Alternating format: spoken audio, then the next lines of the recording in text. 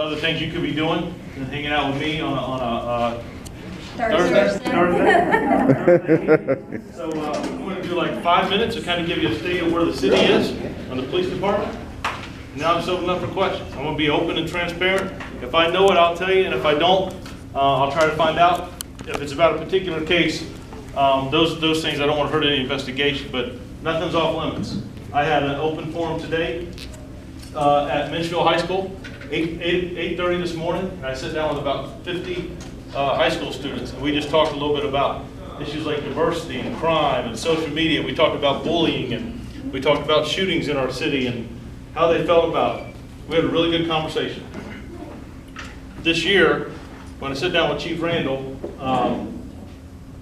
the department, we set goals this year. One of our goals was for me to do 6 youth forums in each of our high schools, right? Not 6 in each high school, 6 altogether, 1 in each high school. But we did our first one right here back in, I think it was back in February. And today we did our 7th one. I did each high school and 1 here. And I just think it's important. I like to not get up and talk a lot, but to hear their feedback, what they had to say, what their thoughts were. I think that stuff's important. So I did that today. So today is what, April 24th? 25th? They started to run together. Yes. They started to run together. I was at the ball game and one of the, you've been here now, Chief, about 2 years? About 9 months, but it feels like 2 years. It goes quick. So today the city sits at about a 4% reduction in violent crime, about 3.7. We're down in violent crime. We're down in every single category except aggravated assaults. We fluctuate there about 3 or 4 crimes up from last year. So we're down in homicides, we're down in robberies, we're down in shootings, but aggravated assaults we're about 3 up. We're down in rapes, so violent crime we're sitting about a negative 3.7, 3.6.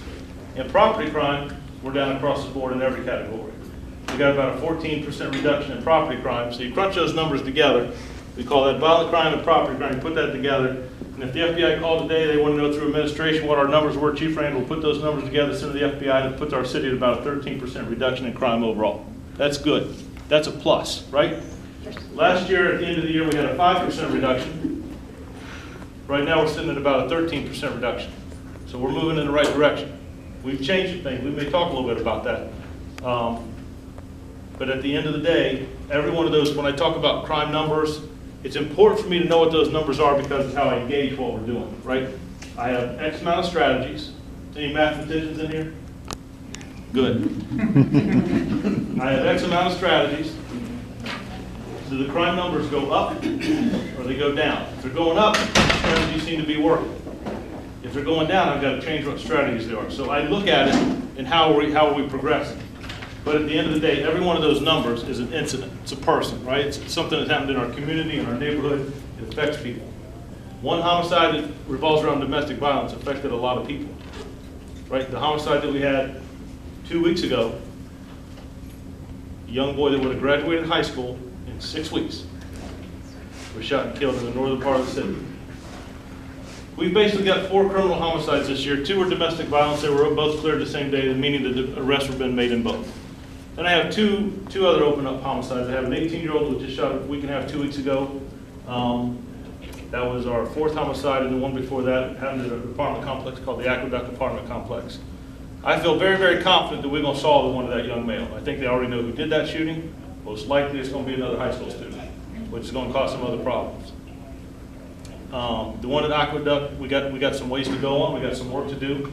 But citizens are starting to come forward. There's a couple crime line tips coming in, but that one's going to be some challenging. That one happened at like 4:30, 5 o'clock in the morning. So let's see what else I want to talk about. As we move forward, some of the goals this year, I want to do more community youth and outreach. Our police athletic league, we have a 6-week program coming out with coaching young people in basketball. We're also going to be doing the coaching, and then after that we have a 4 weeks program where I guess kickball is a big sport in Newport News, but that's what they want to do, so we're going to do kickball. That'll kind of be we're going to do our events in the evening because the Boys and Girls Club, there's 8, right, spread out through Newport News. They already have programs. I don't want to compete against them for what they already have, so we're going to partner with them during the day, and we'll do some programs in the evening. I have 22 recruits in the academy Good Lord willing, they will all graduate come July.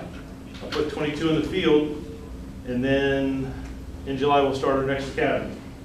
That will probably be the biggest academy they've ever had, or at least that I've ever heard of. My goal is to have 40 people in an academy class. Those 40 will graduate in January, and if everything holds, that'll be the first time we've been fully staffed since the late 80s. That's 400, there you go, hey, there. Apparently nobody here, come on, let's do it again. So wake up in here, right? It's not like it's a city council meeting, we're trying to get things rolling in here, right? So that's a good thing, and we're trying to do some doing and creative things. My goal is to always put officers in the precincts. I'm going to make sure that they're fully staffed. That's where we have our most proactive work, most interaction with citizens. So that's always going to be the backbone. But there are some key positions. I had to put some additional. We hadn't had an officer in recruiting in a while, and Brittany is over in recruiting now. She does a great job, and that's why we're pushing so much to get people in there. One of the goals I have is there is a portion of the community here in Newport News that I don't communicate well with. Anybody know what that might be? Hispanic. Yeah. The Hispanic population is growing in this community, and I don't have enough officers to communicate with them the way I should. So we decided to sit down with Eric. He's over the administration part right now. He's over the training and development of our officers, but come July 3rd, right?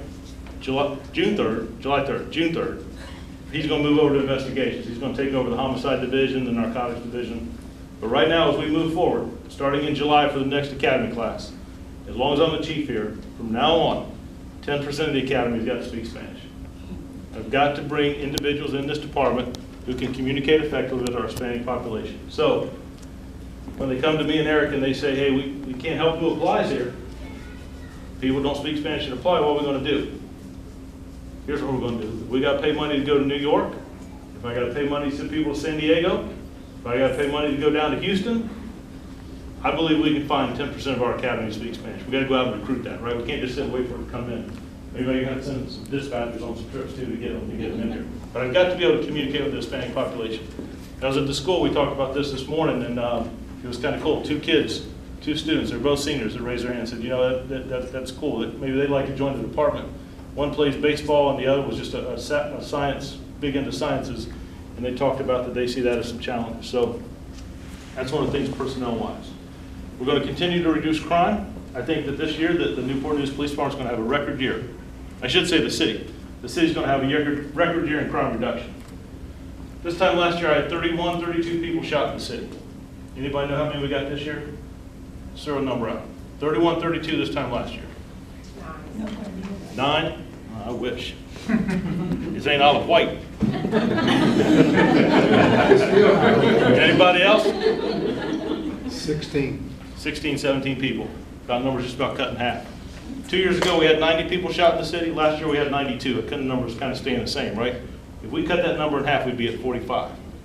That's huge. That's huge. Some things are moving in the right direction, right? Right now, I've got 6 homicides in the city. It's really compared to about 4 this year. There's 1 homicide lingering out there, but it looks like it's going to be considered self-defense. Everything that we got briefed on it today looks like that's going to be a self-defense homicide. So that'll put us at 6 to 4. My goal, we set a goal to have a 20% reduction in our murders this year. If we hit that goal, other departments will come here and look at what are we doing. That's a big drop. Usually we get a 5% reduction. To get a 20% reduction would be huge. But I think we're going to have a record-setting year this year because of citizen involvement. Citizens are coming forward much quicker. They're sending more information. They're taking back their neighborhoods. I've got community youth and outreach. We're partnering much more with our youth, our summer programs, the things that we're doing in the community.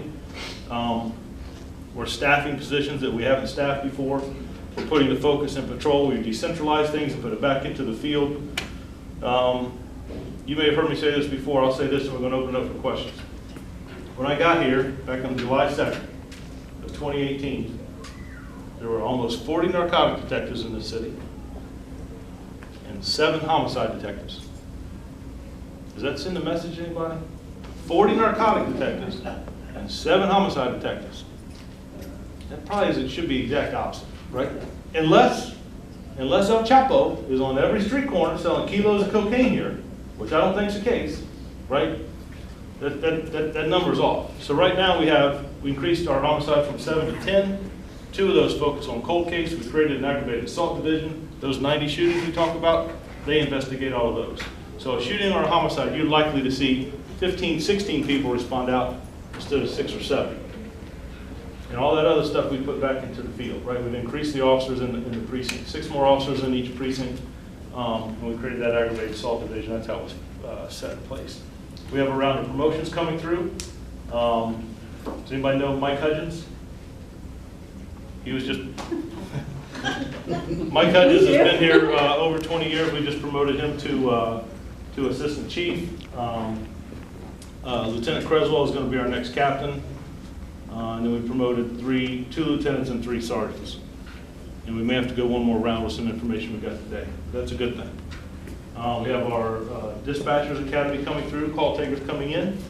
I'm happy to see the direction we're moving. We still got a long way to go in this city, but I'm happy with what I'm seeing. Citizen engagement, officers that are coming here from other departments that want to come here. I sit down and I meet every single recruit that starts the academy. And I asked them, why do you choose Newport News, right? Why do you come here? I just interviewed 2 people who drove down here from Delaware. That's Josh, that's a state, by the way. Okay. You know what two young men, one is probation and parole, and the other one works in the corrections. But I asked them, why do you come to Newport News? What's drawing you here, right? And when I started, I don't know about these guys, but when I started, it was, man, you got all the cool equipment, you got the nice cars, all the SWAT team, all the tactical stuff, K-9 division, all those things. That's why, right? Adventure, excitement, action.